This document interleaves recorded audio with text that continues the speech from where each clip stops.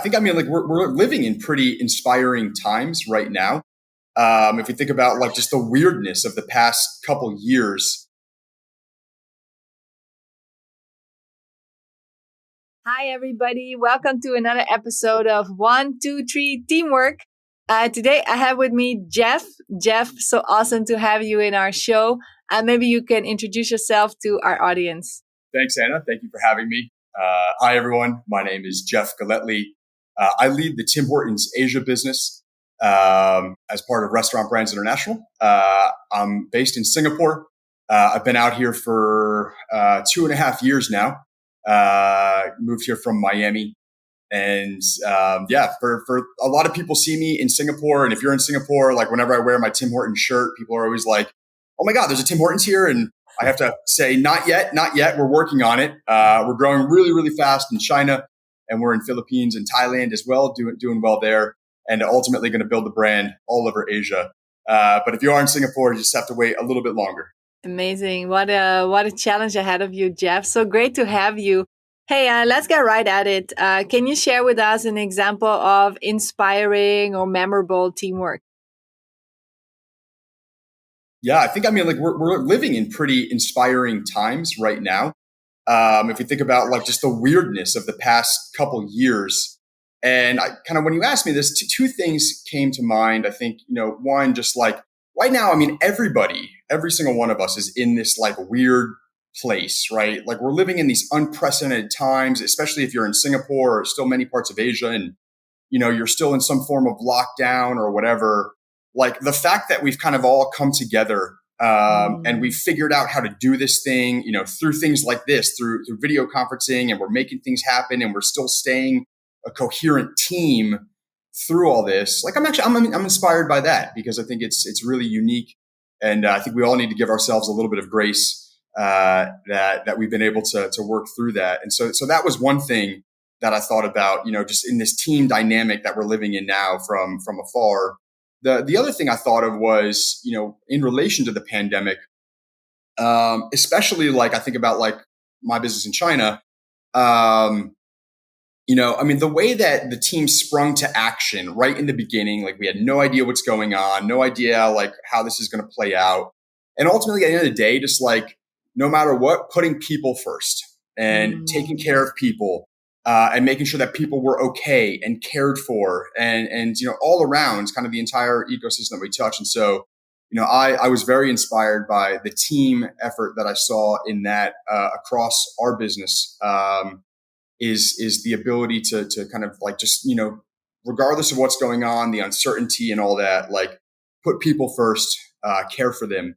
And then, whatever happens. And fortunately, we've been able to navigate it well. Wow, so true. Actually, I hadn't thought about that. It feels like we're still so in the survival mode as we're in the experiencing mode, right? In the midst of it. But you're so right. Like if we reflect on where we are, it's pretty amazing what we as, people have come in terms of how resilient we've been to keep doing the teamwork, to keep figuring out ways to make things possible. Wow. Thanks for highlighting that, Jeff. That makes my day actually, because yeah, you're right. It's a really positive, good look at things. Thank you. Hey, so I mean, and that's a positive view. And of course, the past 2 years have been very challenging as well. I guess in general, there are moments where working together with others feels really challenging. What are some of the things that you find challenging working in teams? Something that's Nothing. really, yeah, I think something that's really important and that I think about often is the importance of having, everybody kind of in the same boat, rowing in the same direction.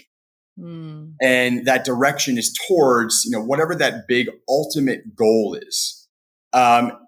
The challenge is when you have competing priorities and this person needs to get this done and this person needs to get this done. And,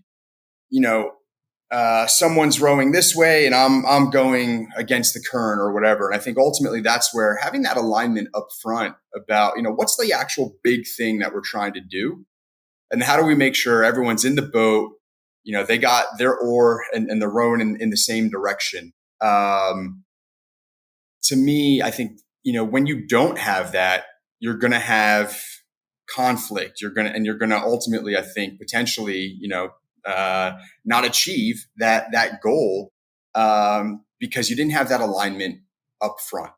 And so to Right. me, that's one of the critical things that can become a challenge, but is also an opportunity to get that squared away so that everyone is moving and doing so efficiently. Yeah. I think there's a lot of truth in that, and it also has to do with having a clear vision that everybody can rally behind, right? And Mm-hmm. that clarity on the goal. But even then, it could just be conflicting priorities, conflicting goals, etc. It's always hard to get these things right. Yeah. So, what then is your secret ingredient to successful teamwork, either to solve that or just in general?